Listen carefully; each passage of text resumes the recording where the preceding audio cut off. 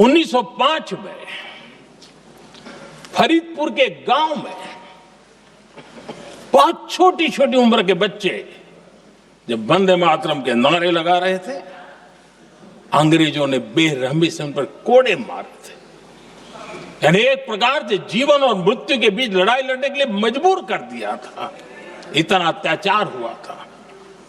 1906 में नागपुर में नील city high school के उन बच्चों पर भी अंग्रेजों ने ऐसे ही जुल्म किए थे। गुनाह यही था कि वो एक स्वर से वंदे मातरम बोल करके खड़े हो गए थे। उन्हें वंदे मातरम के लिए मंत्र का महात्म्य अपनी ताकत से सिद्ध करने का प्रयास किया था। हमारे जांबाज सपूत बिना किसी डर के फांसी के तख्त पर चढ़ते थे और आखिरी सांस तक वंदे मातरम, वंदे मातरम, वंदे मातरम, यही उनका भाव घोष रहता था। खुदीराम बोस, मदनलाल ढींगरा, राम प्रसाद बिस्मल, अशफाक उल्लाह खान, रोशन सिंह, राजेंद्र नाथ लाहिड़ी, रामकृष्ण विश्वास, अनगिनत जिन्होंने वंदे मातरम कहते कहते फांसी के फंदे को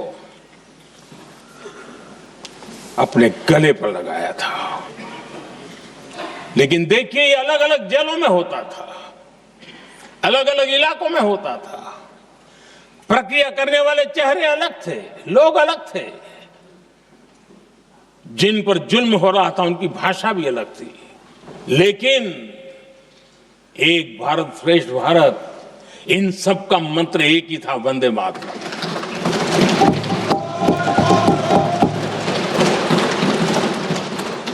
चटगांव की स्वराज क्रांति, जिन युवाओं ने अंग्रेजों को चुनौती दी, वे भी इतिहास के चमकते हुए नाम है। हरगोपाल बाग, पुलिन विकास घोष, त्रिपुर सेन, इन सब ने देश के लिए अपना बलिदान दिया।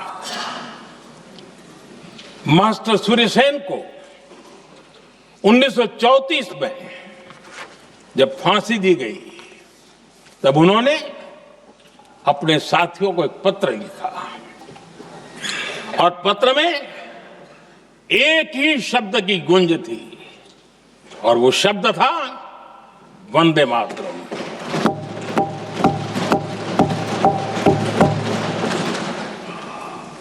आदरणीय अध्यक्ष जी, हम देशवासियों को गर्व होना चाहिए। दुनिया के इतिहास में कहीं पर भी ऐसा कोई काव्य नहीं हो सकता, ऐसा कोई भावगीत नहीं हो सकता जो सदियों तक एक लक्ष्य के लिए कोटि कोटि जनों को प्रेरित करता हो और जीवन आहूत करने के लिए निकल पड़ते हो। दुनिया में ऐसा कोई भावगीत नहीं हो सकता जो वंदे मातरम। पूरे विश्व को पता होना चाहिए कि गुलामी के कालखंड में भी ऐसे लोग हमारे यहां पैदा होते थे जो इस प्रकार के भावगीत की रचना कर सकते थे। ये विश्व के लिए अजूबा है। हमें गर्व से कहना चाहिए, तब दुनिया भी मानना शुरू करेगी। ये हमारी स्वतंत्रता का मंत्र था, ये बलिदान का मंत्र था, ये ऊर्जा का मंत्र था, ये सात्विकता का मंत्र था, ये समर्पण का मंत्र था, ये त्याग और तपस्या का मंत्र था, संकटों को सहने का सामर्थ्य देने का ये मंत्र था और वो मंत्र वंदे मातरम था। और इसलिए